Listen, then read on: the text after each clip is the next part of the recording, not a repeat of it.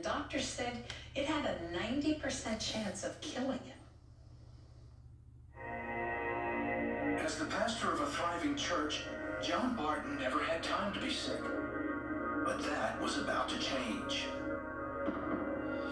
And I felt something in my throat, like a lump or something. So when I went to the restroom, I spit it out. It was a gulp of blood. Even then, it took 5 days of debilitating fatigue, fever, and chills before John went to the doctor. In fact, he went to 3, including a trip to the ER. But no one could find a cause. I had just come from traveling out of the country. I just started thinking, well, I hope I didn't get into contact with someone that was sick or what have you. One morning at his twin brother Michael's home, John started throwing up. That just started to progress, and then all of a sudden he just kept saying that his head is numb. It felt like my head was about to explode. And I said, call 911. It doesn't feel right. Call 911. I felt too weak to pray. The only thing I had the strength to say was, God, help. Just help. But if I don't get the help I need, God, if you don't heal me, I feel like I'm going to die. John was taken to Our Lady of Lourdes Medical Center in Lafayette, Louisiana. By then, his whole body was numb. He couldn't talk or hear and was having trouble breathing. While doctors put John on life support, Michael started recording, believing for a miracle. I wanted documented for the doctors to see, and I especially wanted documented for him to see whenever he got out. That was my hope. That was my faith. After 4 days of testing and still no answers, neurologist Dr. Kevin Hargrave finally figured it out. Acute demyelinating encephalomyelitis, which is easier to abbreviate as ADEM. Usually triggered by a viral infection, ADEM is a disease that causes inflammation in the brain and spinal cord, resulting in a host of problems: nerve damage, paralysis, and in severe cases, death. The brainstem was completely obliterated with inflammation.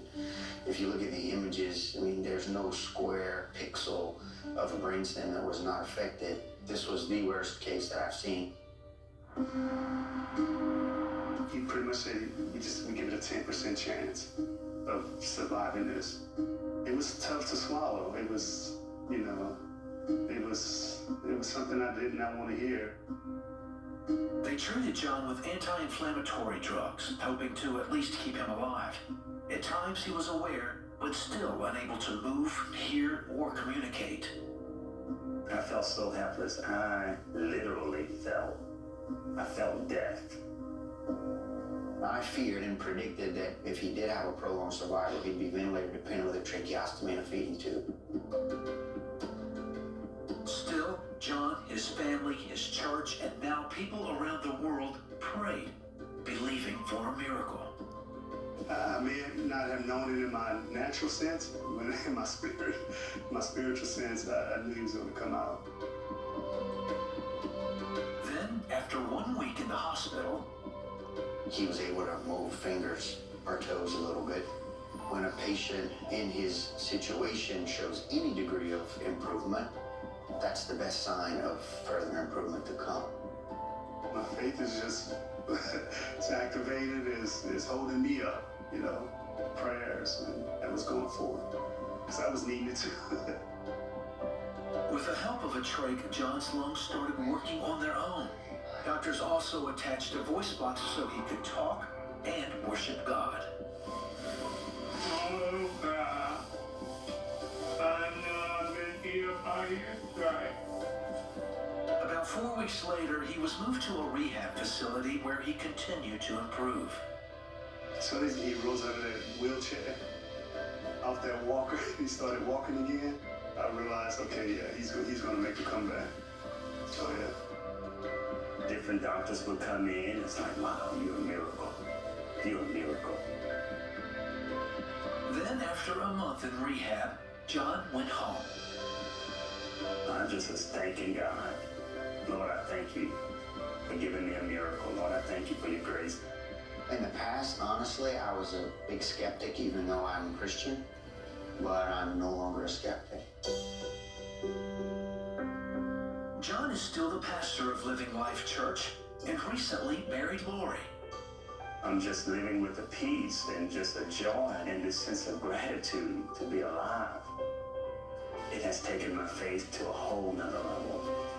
I'm believing for things that I've never believed before. It's like, if God spared me from that, oh my God, I trust Him.